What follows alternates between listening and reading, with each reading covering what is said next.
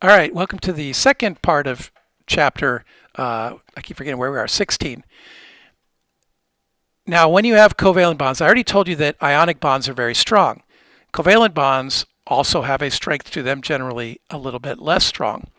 And one way that we look at the strength of the bonds is with something called bond dissociation energies. Dissociate means to break apart, so it's the amount of energy needed to break apart a bond. The name is the definition, so expect to see that in the matching. When the product of a reaction is more stable than the reactants, energy is usually released. But where did that energy come from? Right? We can calculate that energy as when you have a compound come together or a reaction, bonds have to break and new bonds will form. Every time a bond breaks, energy is given off. Every time a bond forms, well, it depends upon the type, but energy can be taken up or given, absorbed or released when bonds are broken and put together. That energy is called bond dissociation energy. For example, a carbon-carbon single bond takes 350 kilojoules to break per mole of carbon. A typical hydrogen bond is 435 kilojoules per mole. So that's a lot of energy. Okay.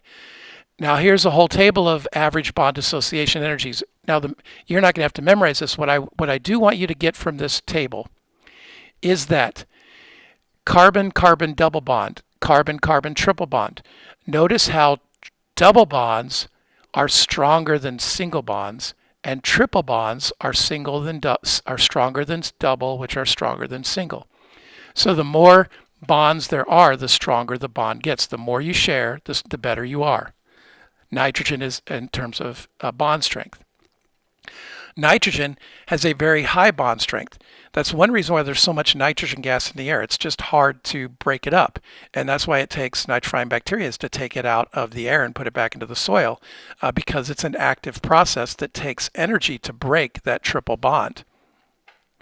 So the more bonds you have, the stronger you are. I've said that before. And we measure that in something called bond dissociation energy. And energy is measured in joules. So it's kilojoules per mole. That's bond dissociation energy. Now I can use this for if I assume the total bond energies in a molecule is the sum of the individual bond energies, I can calculate the total energy in a mole of a compound. For example, carbon dioxide. And expect a question like this on the test. If I look at this table, I see that a carbon-oxygen double bond is 732 kilojoules per mole. And I think for some reason this table says 732, and when you look in the book, if you go, the table in our book, which is a different book obviously, says 736. So I got this table from a different book. So there are obviously some discrepancies, but sorry, I would give you that value. Give me back. So you would have a problem where I say, okay, you have CO2. Every carbon-oxygen double bond has a bond energy of 736 kilojoules. So if you think about carbon dioxide, there are two double bonds.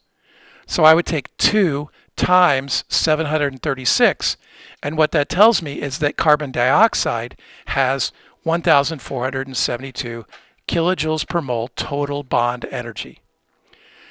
Now when we're going to get into like the energy involved within chemistry again later, and that will become important. But for right now, I just want you to know, you calculate the total bond energy, like if I have carbon tetroxide or methane,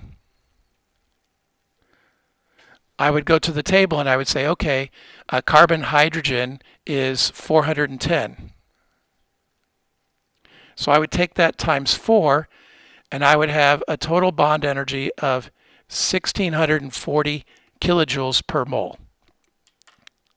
So that's how we make use of these bond dissociation energies. Now a few more points for covalent bond, and then we're done. Sometimes you can write more than one dot structure for a molecule. For example, ozone. Ozone, I could have the single line on the left or the single bond on the right. Both of those are valid. And in fact, in a three-dimensional structure, you could say, oh, well, I just take one and I could just take that drawing and swivel it. But sometimes it takes a swiveling and a twisting. There's a lot of motion involved. And the point is, molecules are not just sitting there on the piece of paper. They're constantly moving and spinning and twisting. And a single bond can spin. Double bonds and triple bonds are held in place. We're going to get to that. But a single bond can spin. And because of that, you can have many different possible structures from a given molecule. So I just want you to understand that they're in constant motion, but when you can draw it more than one way, we assume that both ways are happening essentially simultaneously because the spinning rotation happens very rapidly, and we call that resonance. It's when there's more than one possible EDS way to draw it. We call that resonance. And then lastly, and you're not going to have to memorize these if you take chemistry in college, you can worry about this, but I want you to know that there are exceptions to the octet rule. These are some of the most common ones. Phosphorus loves to make exceptions. And it really has to do with resonating structures, so it kind of goes along with that. How at any given moment, like if you look at phosphorus in this one, phosphorus looks like it has more than 8 electrons. It looks like it has 10. But those electrons, because of the way they're constantly moving, it becomes, and because of the structure, when you have those 5 and 6 point structures, the electrons tend to be repelled a little bit because there's so many electrons that you still get an octet. But what you just need to understand is that there are exceptions, and there are reasons for those exceptions, but you can get into those reasons in college. Now, let's go back to here. Let's do carbon dioxide. I'm going to leave that up here, and we'll do water.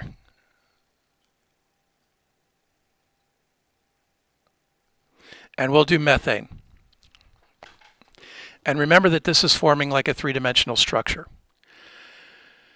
When you have electrons that are unpaired, and those electrons, if those electrons are moving, any moving electric charge creates a magnetic field. You're going to learn in physics that moving electrons create a magnetic field. In fact, there's a reason why we shield all of our wires when we're wiring, because the moving electrons in a wire creates a magnetic field, and you don't want your wires coming together or being repelled apart.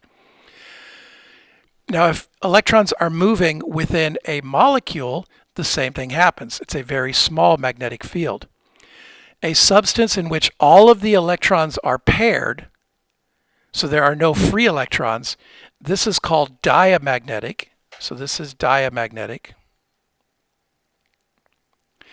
because this has a very weak or non-existent magnetic field. If you have unpaired electrons, especially water, that is paramagnetic.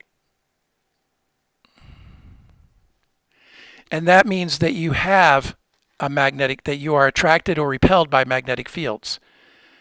So molecules can have magnetic properties based upon whether or not they have free unpaired electrons. If you have free unpaired electrons, you can have magnetic properties. So that takes us to the first homework. I shot 2 videos for this section. I don't even know if I'll get it all done in one day in the class period, but because of just how much there is in this section, but I wanted to do as much as I could. So that takes us through the end of the first part of this chapter. And there'll probably be 4 videos for this chapter.